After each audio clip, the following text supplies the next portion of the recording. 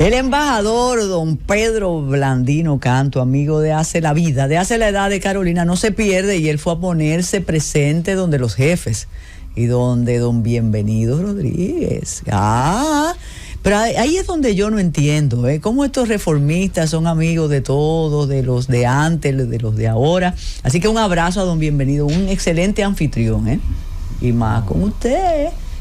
No se pierde. Pedro, qué alegría tenerlo por aquí. Cuando valoramos su presencia, Carolina decía, pero no lo ponga a hablar de política, póngalo a hablar de estas actividades internacionales. Sí. Entonces usted comienza por ahí, que después yo lo voy a encontrar en tercera, y ahí me encargaré de que llegue a home. Yo estaba bromeando con ella, le dije, óyeme, tú manejas a tus enamorados, los novios y todo, pero no me maneja la entrevista mía. Carolina, usted está muy entusiasmada con esa volviendo actividad. a lo de Bienvenido, nosotros somos amigos hace muchos años, y siempre hemos tenido una relación de mucha deferencia, y siempre. Le salió lo diplomático, ¿vio, Carolina? Sí, es que imagínese. Sí. No, nos dimos un gran abrazo de amistad de muchos años que no nos veíamos, pero a veces no hay que verse todos los días. Es verdad. El sentimiento está ahí. Don Bienvenido. Qué bueno que lo diga. Sí. Y sabe que él tiene muchos sucesores. Aquí hay un Bienvenido 1A que yo le digo, a Bienchi. O sea, para que usted se vaya poniendo en el camino. Mire algo, y que no me lo dejen solo, porque empiezo a hablar de reformismo y de todos unos trabajos que tiene Pedro Blandino Canto, diciendo que el más grande ha sido Joaquín Balaguer. Pero vamos a hablar de diplomacia, porque si no Carolina no me lo perdona, y de seguridad. Bueno, dentro de lo que yo pueda, dentro de lo que me permita la discreción diplomática y de algunas experiencias, con muchísimo gusto, que es un placer para mí estar aquí contigo, porque tampoco son poquitos años. Ay. Hemos avanzado mucho en las relaciones diplomáticas. Sí, se ha avanzado mucho. Los gobiernos, como todas las cosas de la vida, tienen cosas buenas, tienen cosas que no son buenas. Y yo siempre he dicho que una persona, no importa la clase de persona que sea, que llega a presidente de la República de un país, tiene algo especial en ese momento y espacio que sale presidente de su país.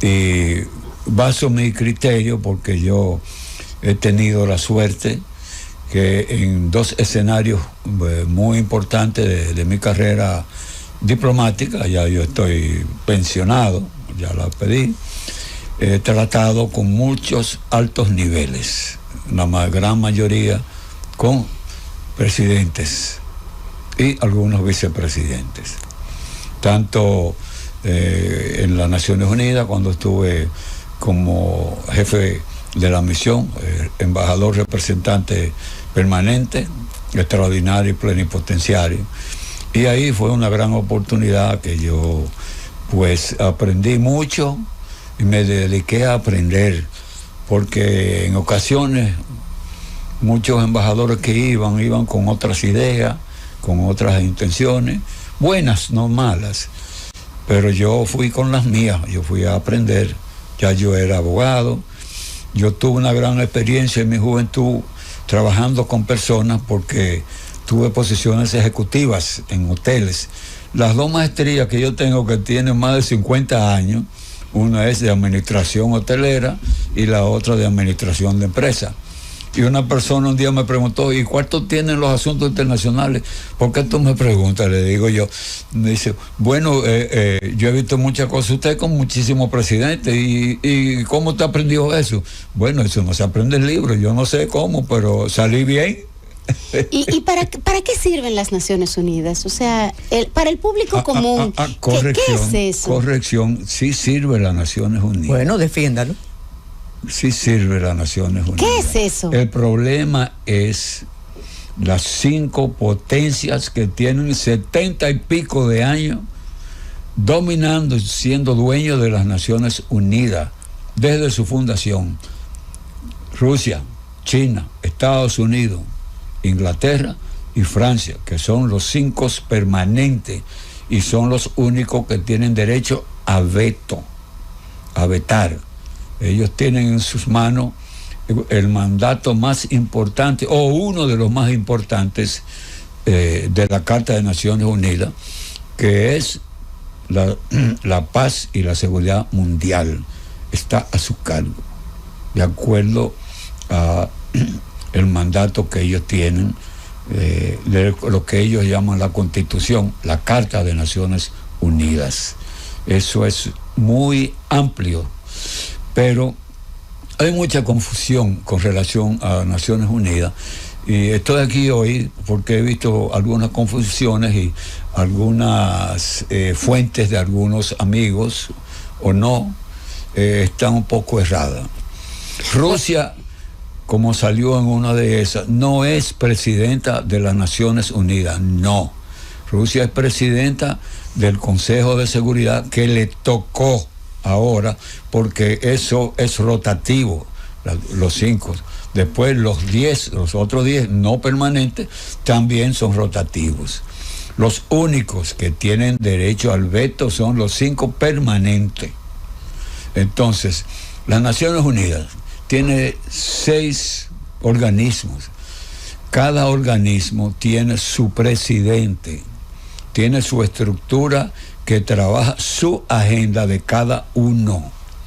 La Asamblea tiene una mesa de trabajo que es la que redacta y trabaja la agenda de la Asamblea para cada periodo, cada año, cuando se celebra y se da apertura a la ordinaria de trabajo. El Consejo Económico y Social, que es el organismo más amplio de todos los organismos de Naciones Unidas, tiene su dirección, tiene su presidente.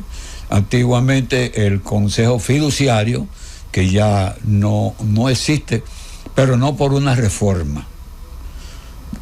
No existe porque al no existir territorios coloniales en manos de los vencedores de la Segunda Guerra Mundial, entonces no tenía razón de existir. Pero esos 5 que dominan al mundo, que dominaban durante 70 y pico de años, dominan al mundo, pero no les gustan las reformas constitucionales. Por eso las reformas de objetivos y de principios, hay una comisión que tiene más de 40 años y nunca ha habido resultado.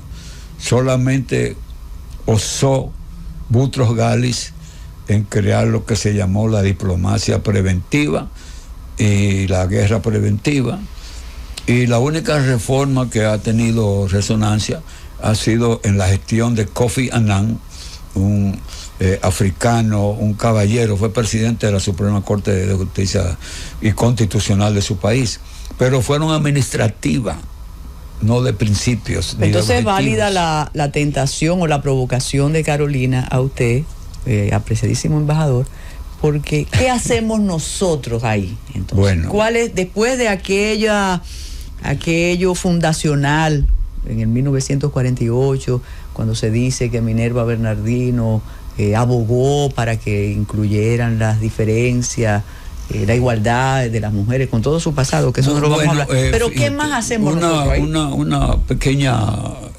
adición a eso, ¿no?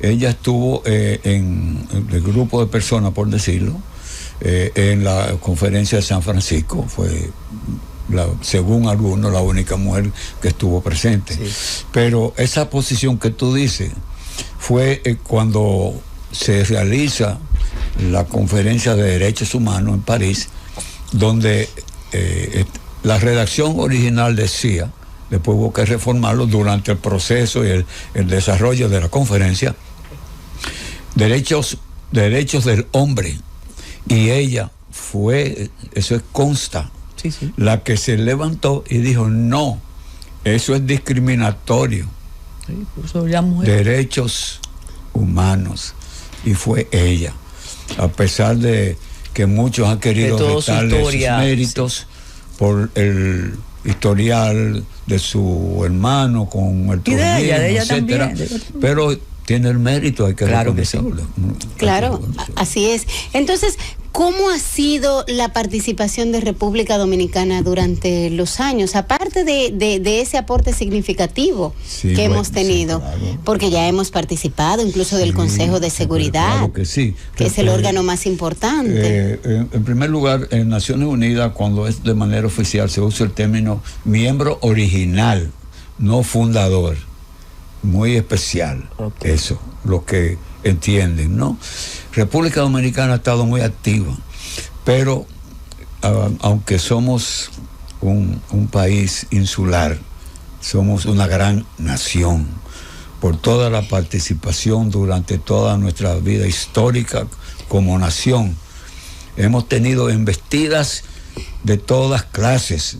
La primera, cuando se aprueba el Consejo Fiduciario y las grandes naciones vencedoras comienzan a crear un fideicomiso de administración de todos los territorios de los que perdieron la guerra.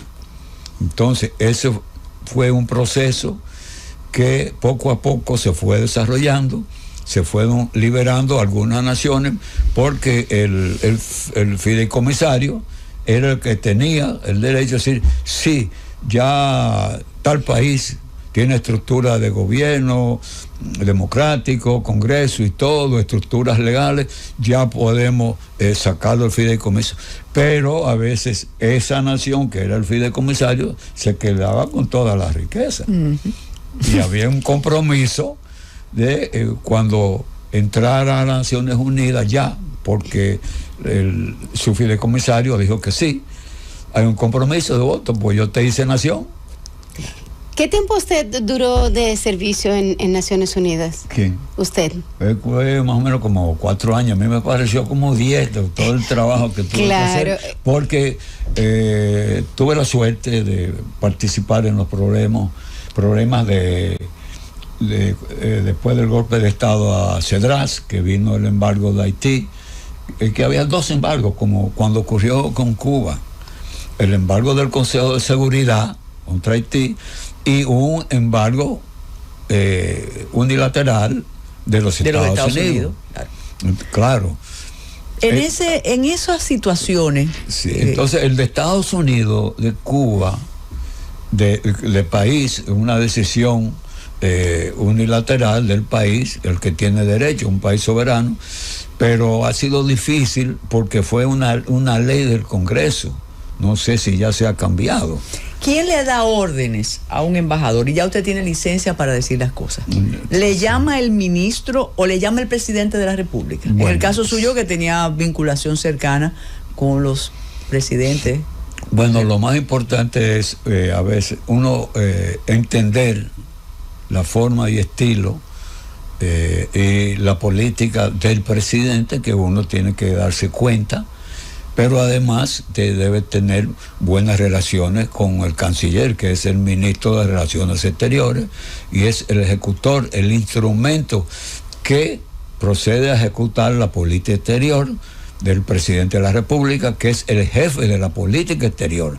A veces hay algunos críticos de alguna naturaleza que no lo expresan tan claro, porque a veces hay errores y el culpable no es el ministro, él está cumpliendo.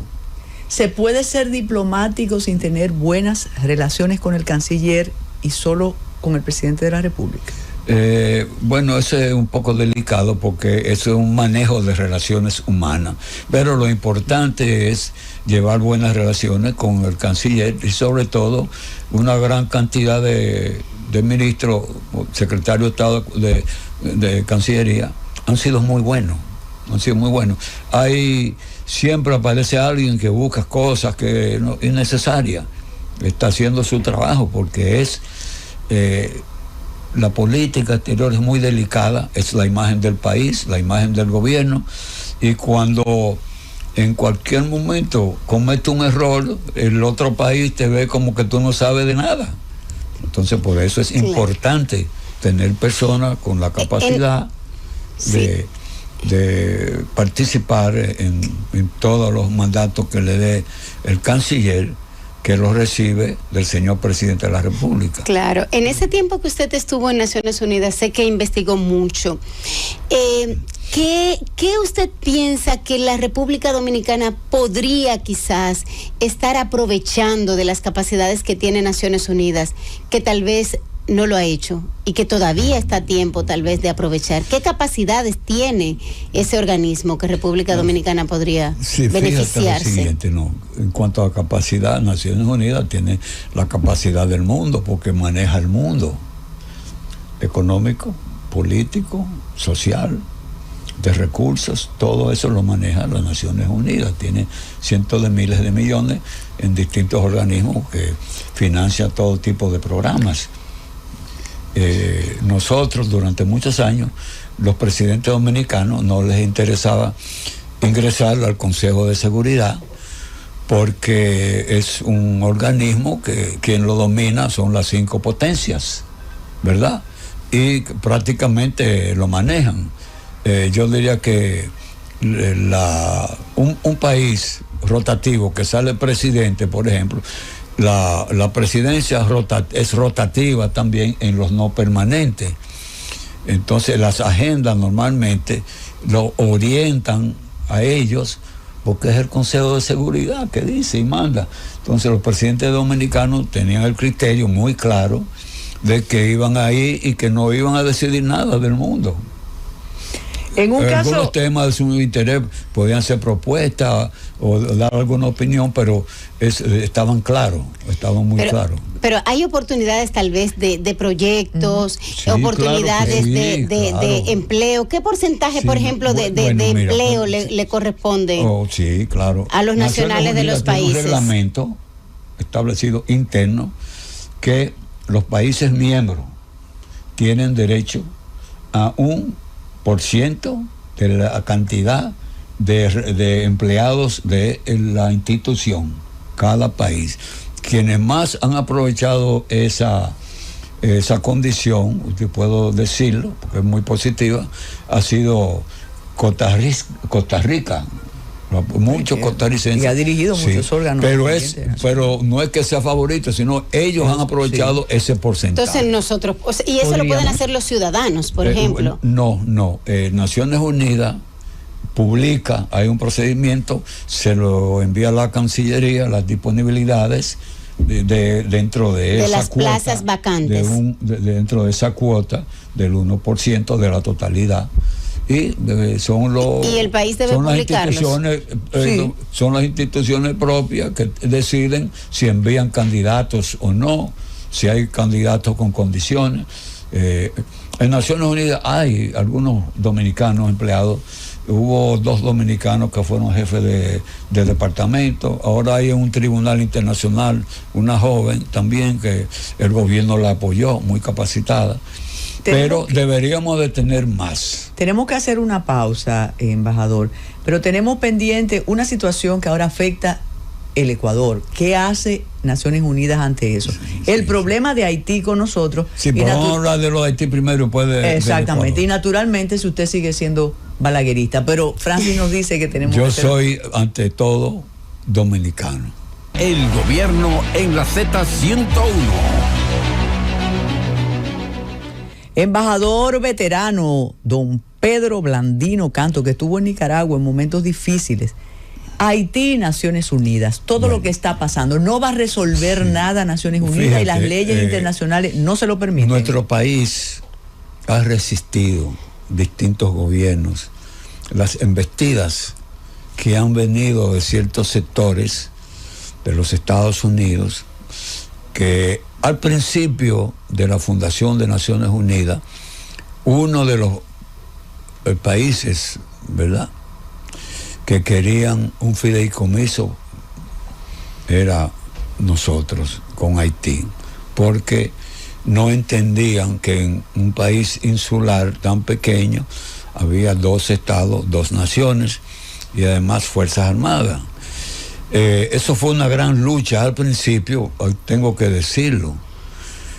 Trujillo tuvo una gran lucha y él se manejaba, ya uno sabe cómo, y no pudieron.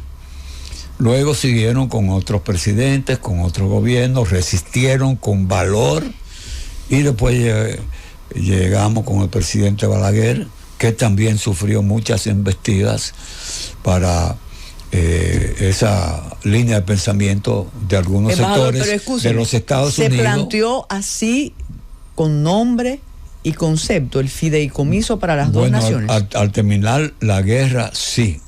Eso fue una de las tareas que me pidió el presidente Balaguer cuando llegué, porque él sabía que yo investigaba mucho, porque yo aprendí de él ir al origen de todas las cosas hasta lograrlas o vencerme.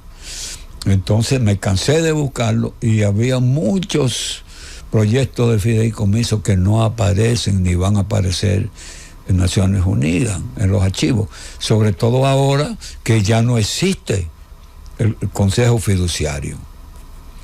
Tú puedes, cuando tú quieras, entrar por internet y pedir el historial de fideicomiso, o de la Liga de Naciones, que nunca avanzó mucho, que fracasó, los mandatos, los 5 mandatos.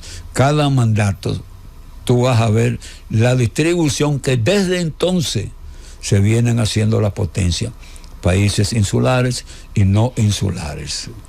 Entonces República Dominicana ha sido un país valiente, y muchos de los presidentes dominicanos, yo no estoy aquí como tribunal para decir si eran buenos o malos, pero resistieron. Y ahora mismo este gobierno también ha tomado en diferentes tiempos y espacios grandes decisiones con relación al problema de Haití.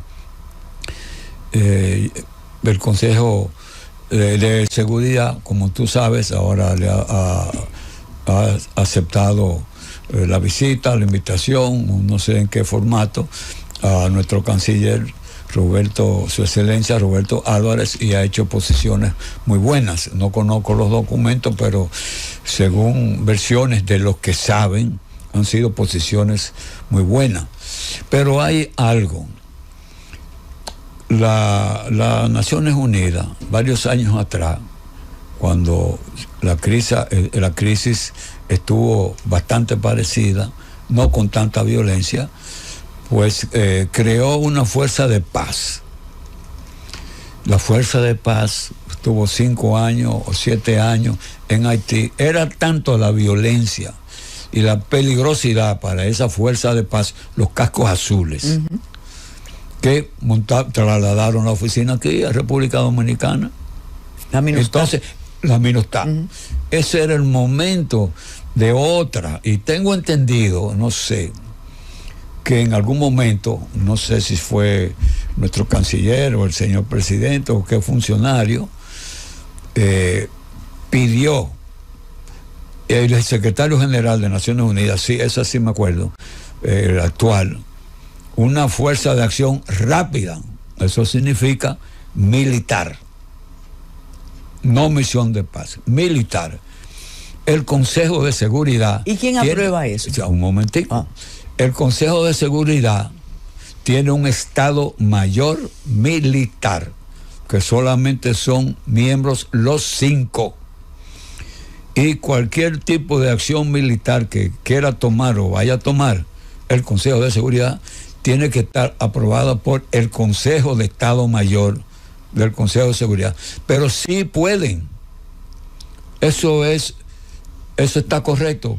Pedirle al país, a ellos, que tienen todo el poder, hagan lo que le pide el secretario general, una acción rápida, militar, para establecer el orden, sin participación militar de la República Dominicana. No cascos azul, porque ya han ido y no han triunfado los cascos azul. De manera, pues, el que sea que haya pedido eso, igual que lo hizo el secretario general, él lo dijo hace 1 año y pico, en octubre, una fuerza de acción rápida y resolver. ¿Quién decide más la política exterior dominicana? ¿Naciones Unidas o Estados Unidos? No, un momento, no. Quien decide la política exterior de la República Dominicana es el señor presidente. Claro, dentro de la política exterior del señor presidente. Claro, tienen que existir políticas especiales con los países aliados, los países amigos, los que son aspirantes a relaciones con nosotros, etcétera. Pero eso es decisión del señor presidente de la República, y quien ejecuta esa política es el señor canciller. Claro, han habido ministros de Exterior, cancilleres, que han estado de acuerdo con los presidentes nuestros, otros no han estado, y hasta públicamente lo han dicho algunos. ¿Te acuerdas el famoso caso de fallecido Hugo, con respecto a Hugo, en una situación? Pero eso son decisiones del presidente de la República. El secretario de Naciones Unidas, a propósito de eso que usted está planteando. El secretario general de Naciones Unidas, a propósito de eso que usted está planteando, de hecho esta semana en Jamaica hizo un reclamo a los países porque precisamente han hecho caso omiso al reclamo con relación a la situación de Haití. Ante el reclamo de asistencia y ayuda humanitaria a Haití, realmente tanto Estados Unidos como Canadá como Francia. Esos son los 5 amigos de Haití. Sí, pero realmente no han hecho un compromiso real. Incluso se hizo... Bueno, en estos días ahí te estuve leyendo que ya hubo un desembolso de unos fondos de emergencia de 59 millones o algo parecido. Pero eso no es nada. Hicieron un anuncio, eso era exactamente lo que él reclamaba, que ahora hicieron otro anuncio de un desembolso de 9 millones de ese fondo de emergencia, pero él le decía que de esos 52 millones que se han prometido en los últimos 5 años, hasta la fecha solo se han desembolsado un 12% de esos 52 millones de ese fondo de emergencia. Entonces él hacía un reclamo y era como una especie de desahogo de frustración. Y si el propio secretario general de Naciones Unidas está haciendo un desahogo de frustración con relación al caso de Haití, qué bueno, lo felicito. ¿Qué podemos decir? Bueno, fíjate lo que pasa. Durante muchos años, 10, 15 o 20 años, la comunidad internacional había prometido muchos recursos. ¿Para acá o para allá? No, para Haití. Pero hubo problemas de algunos que entendían que los recursos había que ser cuidadosos para Haití, porque a veces no llegaban donde tenían que llegar, a las partes más vulnerables. Y eso ha hecho dificultades. En otra ocasión, la Comunidad Europea, los fondos europeos, iban a hacer una donación de algunos 3.000 millones de euros para construir hospitales. El presidente Balaguer puso algunas condiciones y Haití puso otras, y entonces las de Haití eran más fuertes y no se dieron los aportes de esos millones para 3 hospitales en Haití. Eso no es desde ahora, hace muchos años que viene prometiendo. ¿Cómo usted valoraría, y usted puede hacerlo, usted tiene inmunidad, no impunidad, pero inmunidad, las históricas representaciones diplomáticas y consulares dominicanas en Haití? Frustratorias, inútiles. ¿Cómo usted valora eso?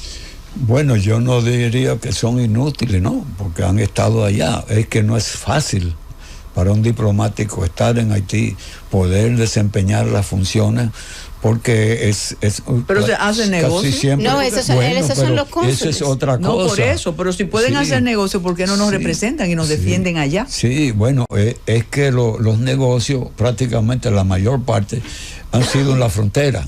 Aparte de las empresas, de ese nuevo proyecto y la ley, que se crearon empresas en la frontera y hay cierta cantidad Embajador, de las visas las venden en la frontera. ¿Perdón? ¿Las visas las venden en la frontera? Bueno, ya eso es problema del que la vende y del ministerio. Yo no sé eso. No. Pero ¿qué hace un embajador? ¿Cuál fue el embajador ideal? El embajador tiene que asegurar todas las cosas, los temas que son de Estado, que se cumplan las obligaciones, que se cumplan los convenios. Él hace su trabajo, pero tiene un superior a quien tiene que rendirle cuenta, que es al señor canciller. Sí, y que son dos roles distintos. Pero hay que estar consciente que es un país difícil. Los diplomáticos de todo el mundo, casi ninguno quiere estar allá, y muchos han sido amenazados, sus vidas, y con muchos problemas. Es una parte del situación trabajo. Difícil. A usted le tocó Nicaragua en una época dura, sandinista. Sí, la guerra. La guerra. Bueno, nosotros, junto con el cardenal Obando Bravo y el secretario general de la OEA, que lo dijo aquí, lo confirmó en una charla que él pronunció en APEC, que nosotros cuando nos reunimos en el pueblo conocido como Zapoá, entre la frontera de Costa Rica y Nicaragua, se estaba haciendo ya unos campamentos para la firma de todo lo que se acordó de paz aquí, cuando se hicieron las reuniones de paz que vinieron de allá a celebrarse aquí, en este país, uno de los grandes éxitos del país, que muchas veces ha participado como mediador en algunos problemas. Sufrimos un atentado. Sí.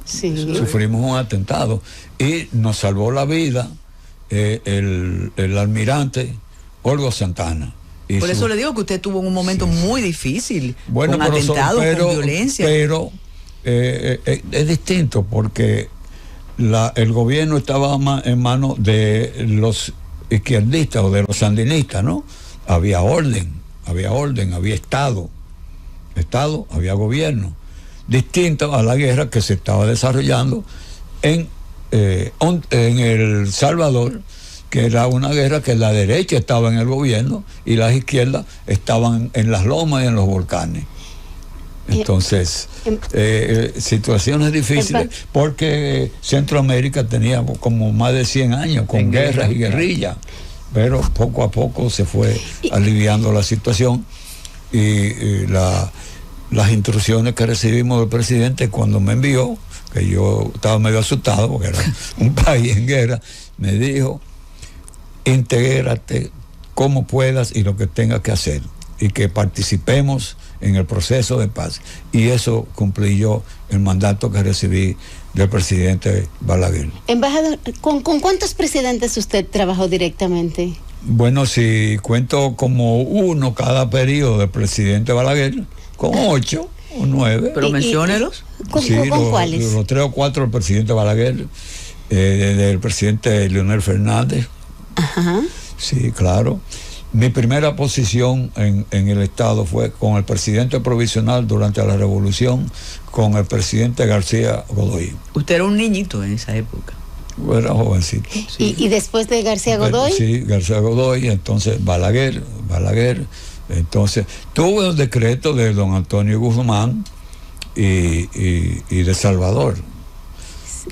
Tuve del presidente Hipólito Mejía, también varios, y del presidente Leonel Fernández también. Y en este gobierno tengo un decreto, el de la pensión, que me lo aprobaron. ¿Y algún día se...? Pero hay algo que yo quiero decir, bueno, eso lo iba a decir en otra ocasión, del presidente Hipólito Mejía, con relación a lo de Haití. Me tocó, cuando vino el presidente de la Unión Europea en su calidad de rotativa, me parece que era el canciller Piqué, vino aquí en el periodo del presidente Hipólito Mejía.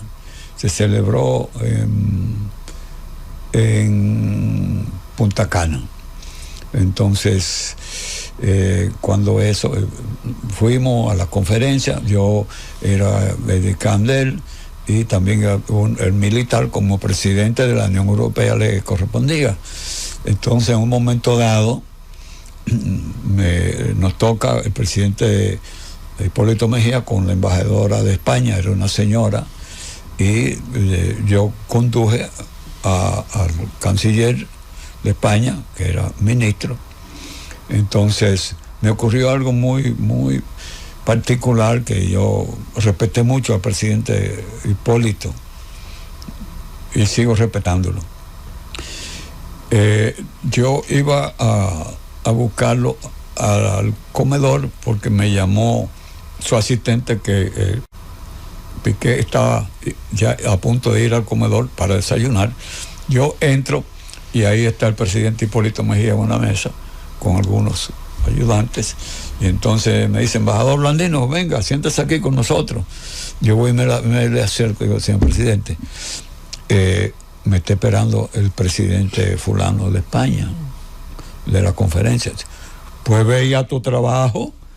Entonces, espérate, hay otra cosa súper interesante. Usted tiene algunos compatriotas ahí que vienen, ya están desesperados, así que tiene 2 segundos. No sabía. Entonces, cuando estamos juntos en la reunión, una celita especial, yo me salgo y Roberto, mi sobrino, que era jefe de protocolo del Palacio, estaba ahí.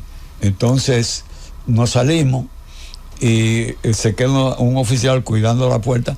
Hipólito lo llama, el presidente de Hipólito, dice: llámame a Blandino. Entonces el guardia, como era de uno que tuvo de servicio en Palacio, lleva a mi sobrino. Hipólito dice: no, ese no es el otro Blandino. Entonces cuando yo llego, me siento en una silla que me prepararon, y está ahí la embajadora, y entonces y le dice, primera vez que oigo eso, el presidente Hipólito Mejía casi se le pone de rodillas al presidente diciéndole: necesito ayuda con este problema de Haití, señor ministro o presidente, no, necesitamos ayuda. Y entró un diálogo sobre ese pedimento. Fue la primera vez que lo vi, y el presidente en ese momento, ministro español de la Unión Europea, le dijo: no se preocupe, presidente, lo vamos a ayudar. Y no nos ayudaron, ahí está. Yo no sé. Iluminada y su tropa, que ya llegó su gobierno, y le damos las gracias por permitirnos estos 2 minutos de más. Muchísimas gracias, viejo y querido amigo embajador Pedro Blandino Canto. Y de verdad que usted se va a encontrar con compatriotas, de verdad. Así que gracias a ustedes. Mañana estamos, pero quédense con el gobierno, que ya llegó el de la tarde.